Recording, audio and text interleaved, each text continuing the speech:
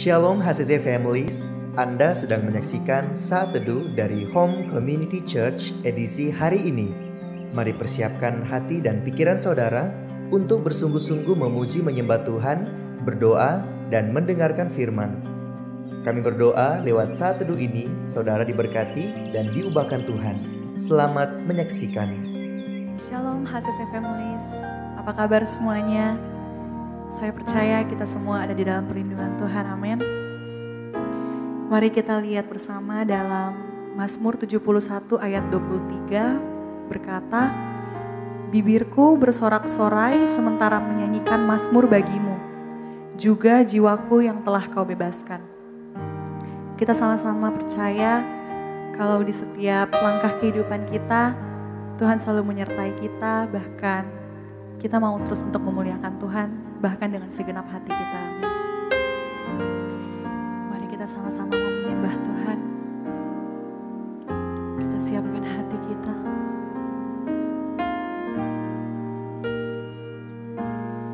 Ya Tuhanku, aku hendak bernyanyi bagimu selama aku hidup. Ya Allahku, aku hendak bermazmur bagimu selagi ku ada. Inilah yang ku renungkan setiap waktu, nyanyian puja dan pengagungan kepadamu.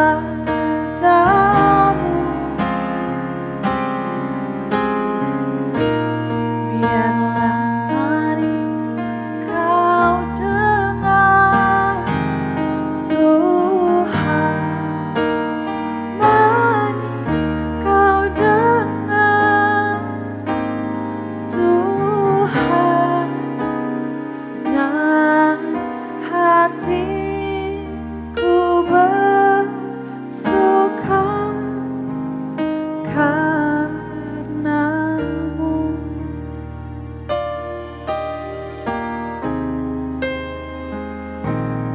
Ya Tuhanku,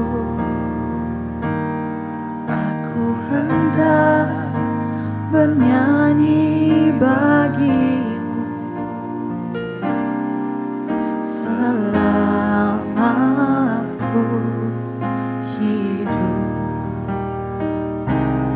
Ya Allahku, aku hendak bermazmur bagimu selagi ku ada. Inilah yang ku renungkan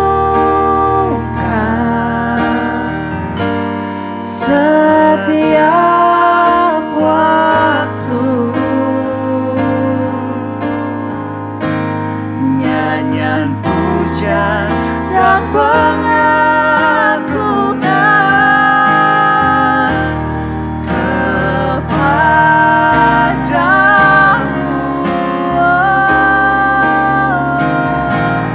Biarlah manis kau dengar, Tuhan, manis kau dengar, Tuhan, dan hatiku bersuka karenamu.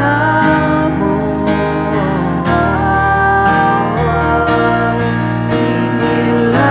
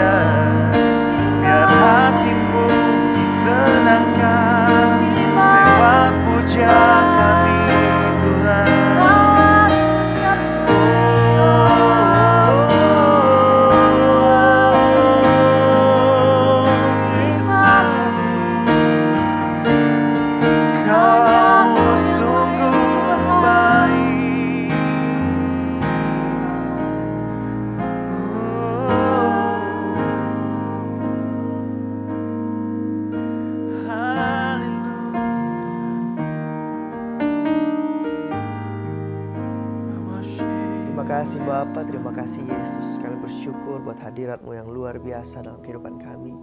Saat ini Bapa, kami rindu datang di hadapan-Mu, mendengarkan firman-Mu, merenungkan firman-Mu. Biar Roh Kudus Engkau hadir untuk berbicara secara pribadi kepada setiap kami. Sampaikan isi hati-Mu Tuhan lewat firman pagi hari ini. Urapi kami semua, kami siap dengar firman-Mu dalam nama Yesus. Haleluya. Amin. Amin. Puji Tuhan, Shalom HCC Families. Apa kabarnya? Saya percaya kita semua bersuka cita dan semangat untuk dengar firman Tuhan pagi hari ini. Amin. Saya berdoa biar saudara dalam keadaan sehat, diberkati Tuhan, dan terus ada dalam perlindungannya Tuhan dimanapun saudara berada saat ini. Puji Tuhan. Saat ini kita sedang ada dalam seri pengajaran tentang kekudusan atau holiness. Dan khususnya hari ini saya akan share kepada saudara sebuah tema, yaitu layak melayani Tuhan. Amin saudara, layak melayani Tuhan. Saya dan saudara layak melayani Tuhan. Oleh karena itu mungkin ada yang belum pelayanan atau ada yang sudah pelayanan, tetap percaya bahwa setiap kita layak untuk melayani Tuhan. Amin. Mengapa saya beri judul ini saudara? Karena ini adalah salah satu topik yang paling sering dipertanyakan di dunia pelayanan, yaitu apakah saya layak melayani Tuhan? Apakah hidupku sudah layak di hadapan Tuhan sampai saya harus melayani? Nanti saya masih ada melakukan dosa, hidupku masih jatuh bangun dalam dosa. Apakah saya layak untuk melayani Tuhan? Atau bahkan saya di gereja, melayani di gereja. Dan dari situlah permulaan berbagai macam regulasi atau syarat dan ketentuan agar seorang dapat melayani Tuhan. Harus sudah ini, sudah itu, sudah selesaikan ini, hidup kita harus begini. Ada banyak regulasi dan persyaratan untuk melayani Tuhan. Bagaimana dengan kita yang masih hidup dalam dosa? Yang masih jatuh bangun dalam dosa? Apakah saya layak untuk melayani Tuhan? Nah, ini pertanyaan yang menarik. Mari bersama kita baca kisah tentang Zakheus. Saya tahu setiap kita pasti pernah baca tentang atau dengar kisah tentang Zakheus. Bahkan di sekolah minggu, Zakheus ini sering disebutkan. Lukas 19 ayat 5-10. Ketika Yesus sampai ke tempat itu, ia melihat ke atas dan berkata, "Zakheus, segeralah turun, sebab hari ini aku harus menumpang di rumahmu." Lalu Zakheus segera turun dan menerima Yesus dengan sukacita. Tetapi semua orang yang melihat hal itu bersungut-sungut. Katanya, ia menumpang di rumah orang berdosa. Tetapi Zakheus berdiri dan berkata kepada Tuhan, "Tuhan, setengah dari milikku akan kuberikan kepada orang miskin. Dan sekiranya ada sesuatu yang kuperas dari seseorang, akan kukembalikan 4 kali lipat." Kata Yesus kepadanya, "Hari ini telah terjadi keselamatan kepada rumah ini, karena orang ini pun anak Abraham. Sebab anak manusia datang untuk mencari dan menyelamatkan yang hilang." Haleluya. Jika kita perhatikan, kondisinya adalah ada seorang yang berdosa, ada seorang yang bernama Zakheus. Dia kepala pemungut cukai dan dia seorang yang kaya. Di zaman itu pemungut cukai itu dianggap sangat rendah atau sangat hina. Dan banyak orang membenci dia. Dan dikatakan di sini dia sangat kaya. Mungkin kalau hari ini kondisinya dia seperti seorang pejabat yang korupsi. Dia punya harta yang melimpah akibat dari dia memeras rakyatnya. Nah, dengan ada Yesus yang menerima bahkan ingin membangun hubungan dengan Yesus, dengan Zakheus, ada perubahan yang luar biasa terjadi. Yesus berseru dan mengatakan bahwa ia ingin menginap di rumah Zakheus. Dan Zakheus segera menerima dengan sukacita. Di sini kita belajar bahwa penerimaan menghasilkan sukacita dan pertobatan. Amin saudara. Yesus saat itu tidak bilang, "Zakheus, turunlah dan bertobatlah. Lakukan dulu ini, itu. Baru saya mau menginap di rumahmu. Baru saya mau makan bersama dengan kamu." Tidak saudara. Tetapi di saat di tengah-tengah keadaan berdosanya Zakheus, Yesus katakan, "Zakheus turun, saya harus menginap di rumahmu." Yesus mendeklarasikan bahwa aku ingin membangun hubungan denganmu terlebih dahulu. Lewat penerimaan itu, maka terjadilah sukacita. Zakheus sangat sukacita karena Yesus menerima dia. Kemudian yang terjadi berikutnya adalah pertobatan. Jadi penerimaan menghasilkan sukacita dan pertobatan. Amin saudara. Dan lihat respon pada orang-orang yang di sekitar yang menyaksikan keadaan itu. Ya sangat klasik ya. Mereka mengeluh karena Yesus menumpang di rumah orang berdosa. Respon orang, mereka menghakimi kehidupan kita seolah kita lebih berdosa dibandingkan mereka. Seringkali saat kita mulai bertobat dan melayani Tuhan, ada saja orang-orang yang menghakimi kita. Paling juga cuma berapa hari bakal jatuh lagi. Wah, itu hanya topeng saja, pura-pura kudus, pura-pura melayani Tuhan. Paling juga dia masih hidup dalam dosa. Selalu ada orang-orang yang berusaha menghakimi atau menjudge kehidupan kita atau kehidupan kita orang-orang berdosa. Seolah kita lebih berdosa dibanding mereka. Dan mereka mengeluh apabila ada pelayanan yang dipercayakan kepada mereka yang dinilai banyak dosa. Saya belajar bahwa kelayakan kita dalam melayani Tuhan itu berbicara tentang hubungan pribadi kita dengan Tuhan. Amin, saudara. Bukan tentang kesempurnaan kita, tetapi apakah kita punya hubungan pribadi dengan Tuhan. Di saat manusia sibuk membangun standar dalam melayani Tuhan, Tuhan sibuk bangun hubungan agar seseorang dapat melayani. Amin, saudara. Kadang kita terlalu sibuk buat syarat ini itu untuk seseorang bisa melayani Tuhan. Tapi yang Tuhan lakukan sebaliknya, Tuhan sibuk bangun hubungan untuk seseorang bisa melayani. Kita bukan orang-orang yang layak, tetapi kita dilayakkan oleh Tuhan. Amin, saudara. Dengan kekuatan kita, dengan kemampuan kita, kita nggak layak. Kita ini hanya dilayakkan oleh Tuhan. Itulah kita nggak boleh sombong dalam hidup ini, saudara. Kita orang-orang berdosa, tetapi dibenarkan oleh Kristus sehingga kita layak. Amin, saudara. Nah, kita melayani Tuhan bukan karena kita sudah bersih dan sempurna, tetapi kita melayani Tuhan supaya kita terus diproses oleh Tuhan untuk selalu alami perubahan hidup yang semakin hari semakin serupa dengan Kristus.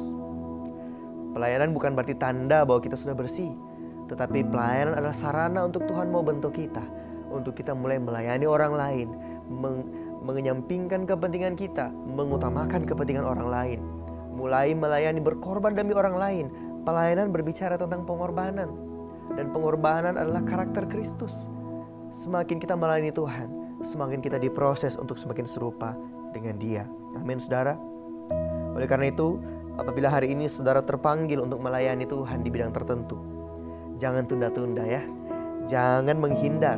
Mari beri diri saudara untuk melayani Tuhan.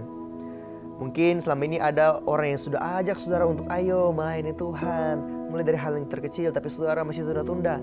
Mungkin ini saatnya saudara untuk mengambil kesempatan itu dan mulai untuk melayani Tuhan. Dan mungkin bagi saudara yang sudah melayani juga, tetapi sering terintimidasi bahwa saudara tidak layak untuk menerima Tuhan, untuk melayani Tuhan, saudara perlu ingat bahwa kita dilayakkan oleh Tuhan. Kita memang orang-orang berdosa, tapi lewat pelayanan kita diproses oleh Tuhan, kita dilayakkan oleh Tuhan. Amin, saudara. Biar setiap kita bisa ambil bagian dalam melayani Tuhan. Amin. Dan yang terakhir, ini yang paling menarik, saudara, di ayat yang ke-8. Tetapi Zakeus berdiri dan berkata kepada Tuhan, "Tuhan, setengah dari milikku akan kuberikan kepada orang miskin, dan sekiranya ada sesuatu yang kuperas dari seseorang, akan kukembalikan 4 kali lipat." Saudara perhatikan, hubungan dan penerimaan yang Yesus berikan kepada Zakeus tidak hanya berdampak kepada satu orang, tetapi berdampak kepada bangkitnya ekonomi di kota itu. Kenapa saya bisa katakan bangkitnya ekonomi di kota itu? Saudara bayangkan, setiap orang yang pernah diperas Zakeus dapat kembali uangnya bahkan 4 kali lipat. Itu sebuah jumlah yang besar, saudara. Bahkan Zakeus bilang sebagian dari hartanya dia bagikan kepada orang-orang miskin. Artinya setiap warga masyarakat di tempat itu seperti seolah-olah mendapatkan tunjangan dari pemerintah. Mereka dapat uang, sejumlah uang masing-masing dari mereka. Dan orang-orang yang miskin mendapatkan harta sebagian dari Zakeus yang dibagi-bagikan. Oleh karena itu saya bisa bilang bahwa terjadi kebangkitan ekonomi, terjadi pemulihan ekonomi di kota itu. Mengapa, saudara? Karena satu orang dipulihkan oleh Tuhan, satu orang diterima oleh Tuhan. Itu kita perlu tahu bahwa penerimaan selalu mengawali sebuah perubahan atau pertobatan. Penerimaan menghasilkan sukacita dan pertobatan. Hari ini mungkin dari sisi lain saudara menjadi orang yang dituntut Tuhan untuk yuk kita menerima orang apa adanya. Kita belajar dari firman Tuhan ini bahwa kita harus bisa menerima orang apa adanya. Karena siapa yang sangka lewat penerimaan kita ada hidup yang dipulihkan Tuhan. Dan bagi kita yang masih aja terintimidasi, selalu ingat bahwa memang kita gak layak, memang kita berdosa, tapi kita dilayakkan oleh Tuhan, dibenarkan oleh Tuhan. Dan justru lewat pelayanan itu, lewat hubungan kita dengan Tuhan, itu sebagai sarana untuk memproses hidup kita semakin sempurna, segambar, serupa dengan Kristus. Amin untuk firman Tuhan. Mari kita berdoa. Bapa, kami bersyukur buat firman pagi hari ini yang kami dengarkan, menyadarkan setiap kami bahwa memang kami gak layak, memang kami berdosa. Tapi hanya oleh kasih karunia Tuhan kami bisa melayani. Hanya oleh pertolongan Tuhan dan anugerah Tuhan kami bisa lakukan apa yang kami lakukan hari ini. Oleh karena itu Tuhan, kami mau lebih lagi membangun hubungan dengan Engkau. Kami mau lebih lagi Tuhan percaya sama Tuhan. Dan kami mau melayani Tuhan, memberi hidup kami untuk melayani Tuhan. Terima kasih Bapa. Hamba berdoa biar firman ini Tuhan bukan hanya sekedar kami dengar, tapi dapat kami hidupi dalam kehidupan kami. Kami bersyukur dan kami serahkan sepanjang hari ini dan seluruh kehidupan kami ke dalam tangan-Mu Tuhan. Di dalam nama Yesus. Haleluya. Amin. Terima kasih Anda telah menyaksikan Saat Teduh dari Home Community Church. Jika saudara merasa diberkati dengan video ini, mari bagikan video ini ke kerabat atau keluarga saudara agar semakin banyak orang yang diberkati. Dan agar saudara tidak ketinggalan setiap video terbaru dari HCC, silakan tekan tombol subscribe dan nyalakan notifikasi. Sampai ketemu di video berikutnya. Tuhan Yesus memberkati.